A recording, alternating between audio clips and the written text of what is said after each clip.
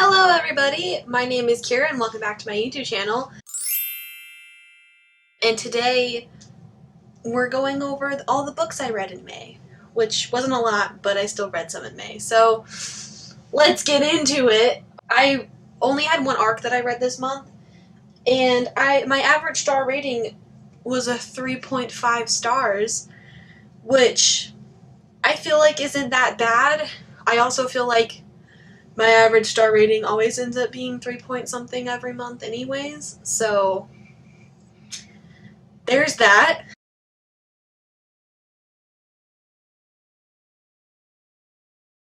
Going on to the first book that I read this month, I will put the cover here because it's the first book and an arc, which was Pistol Daisy by Natalia Lee. I gave this book 5 out of 5 stars. I don't want to go too into depth about how I feel about this book because I plan on doing a full review the day after the book comes out.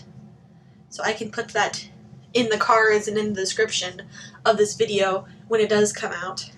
But I gave this book 5 out of 5 stars. Pistol Daisy by Natalia Lee. If you don't know what this book is, this is a Western following Daisy Allen. Her family is murdered and she is trying to revenge their death, which is pretty much what the entire series is gonna be, but the first book, she joins up with like a ragtag group of people because they're all trying to find the same person. Yeah, I very much like this book. I'm trying not to spoil it because the book's not out yet, and I'm very good at spoiling things, but I'm not going to spoil this one.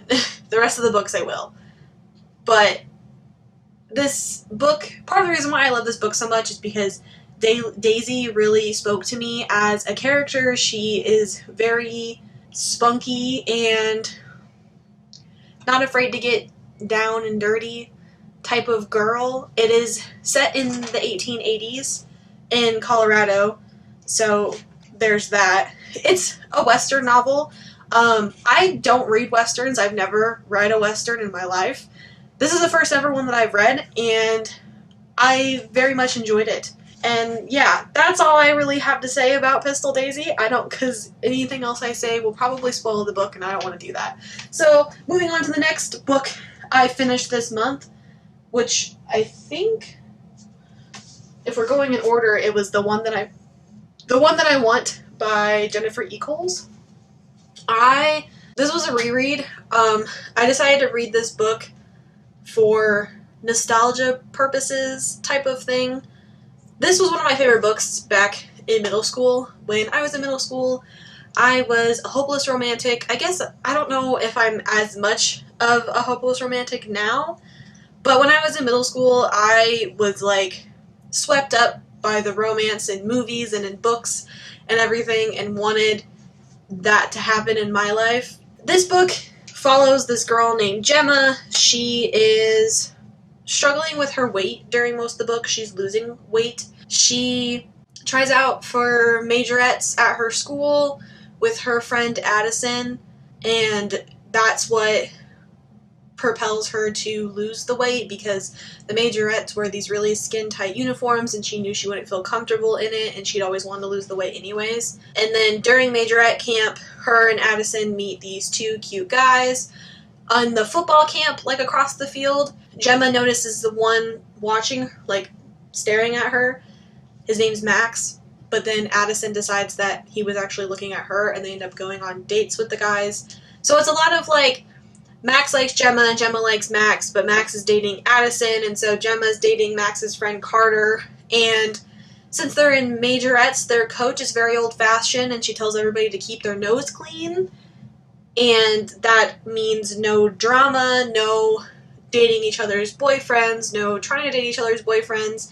And so Addison tries to use this to get Gemma kicked off of the squad because Gemma is better than her, and Addison wants to become like head majorette their senior year, and the only person who would really be like in the running against her is Gemma. Yeah, I gave this book 3 stars. It wasn't as amazing as I remember it being when I was in middle school. This was one of those books that I reread a lot because I liked the romance, which I mean, the romance is cute, But there's also cheating aspects because she kisses Max when he's still technically with Addison.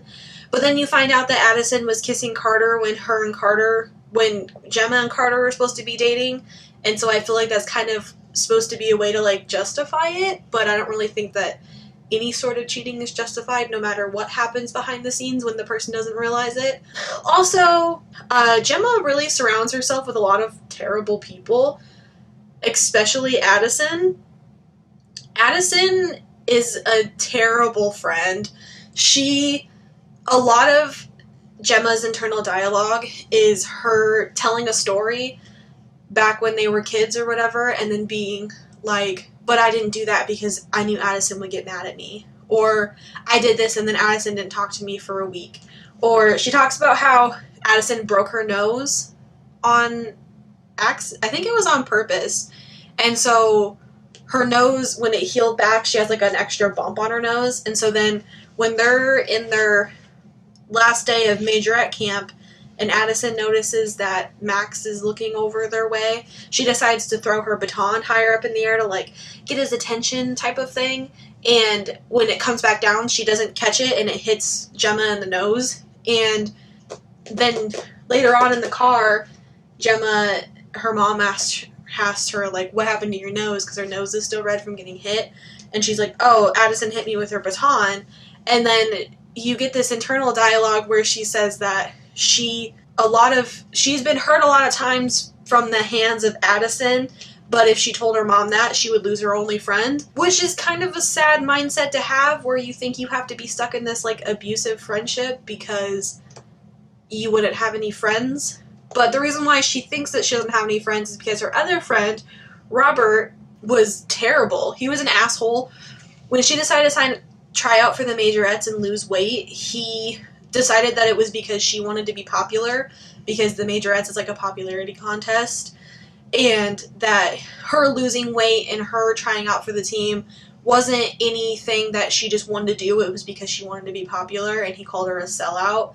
And then during her tryout for the majorettes, because they have to try out in front of the entire school, him and some of his friends from band, like, yelled terrible things to her from the crowd, telling her to, like, shake her thighs and stuff, which is not okay.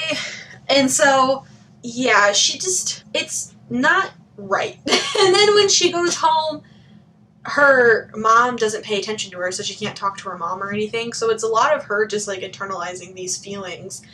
And just not a healthy mindset for a 16, 17-year-old girl to be going through. So yeah, I gave it 3 stars for the cheating, but mainly just because Addison was a terrible fucking person the entire book, and it just irritated me that Gemma would just let her do some of the things that she did to her. So that's the one that I want.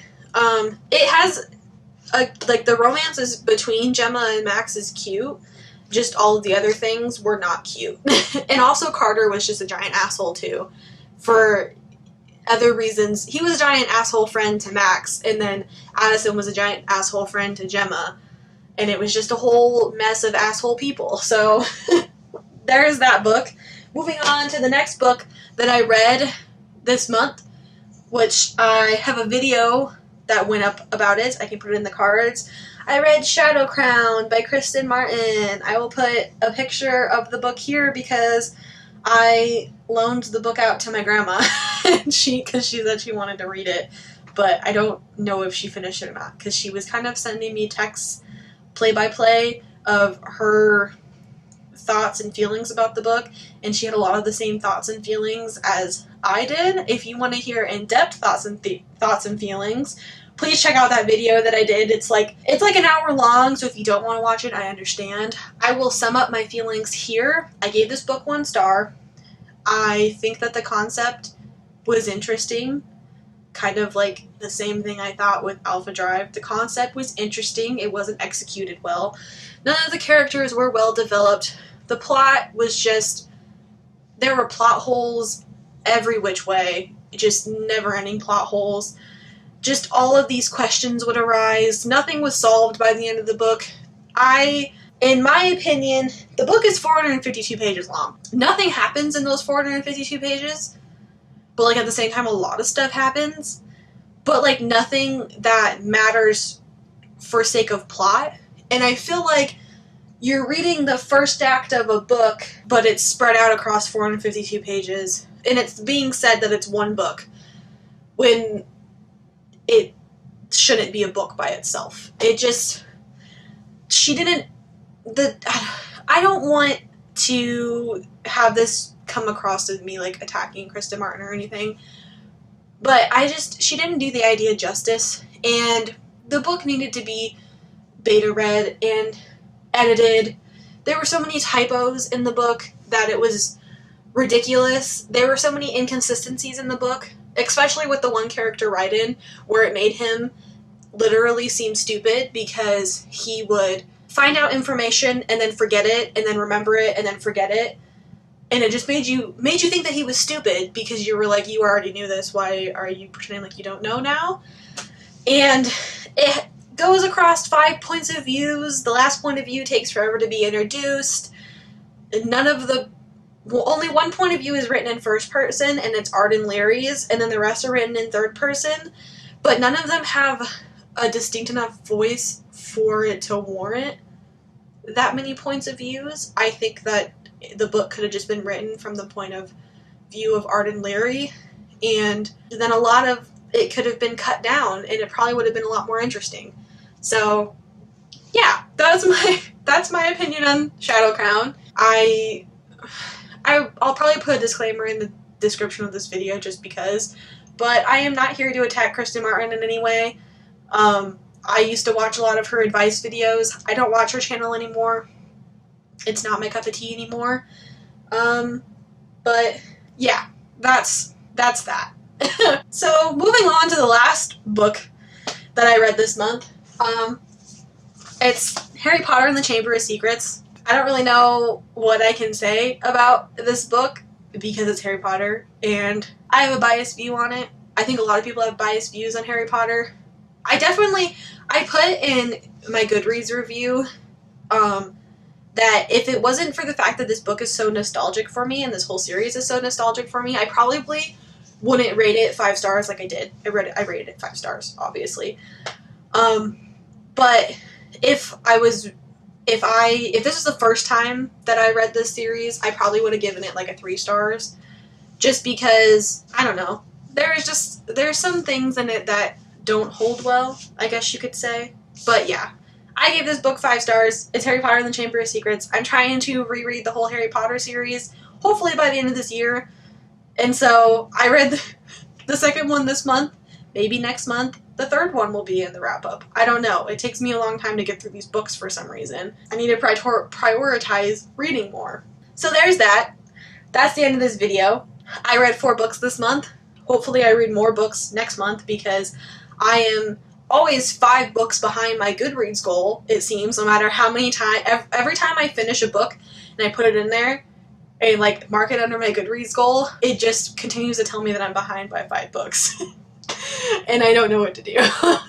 So maybe next month I'll read like 10 books to get ahead of the game. And it'll be like, wow! And my wrap-up will be like super long, but that probably won't happen. Anyways, that's the end of this video. If you like videos like this, like my reading wrap-ups, I'll put the playlist to the rest of my wrap-ups from the beginning of time of this channel at the end of this video. Please give it a thumbs up to tell me if you like this video, and subscribe if you like seeing my face. I post videos every Wednesday and Sunday, and I will see you in the next video. Bye!